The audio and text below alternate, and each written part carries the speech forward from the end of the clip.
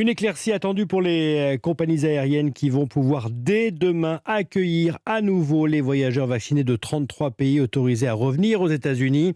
Aurélien Fleureau, cela faisait 18 mois que les frontières étaient fermées, hein.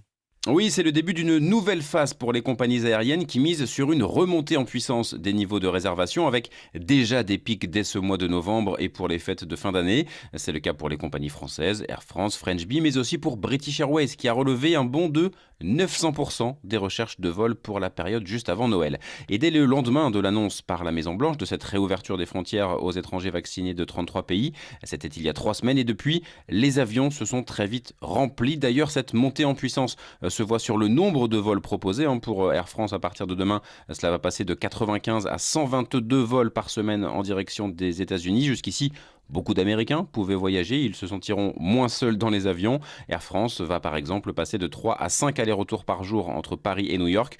Pour la compagnie, les États-Unis, cela représente 40% de son chiffre d'affaires long courrier.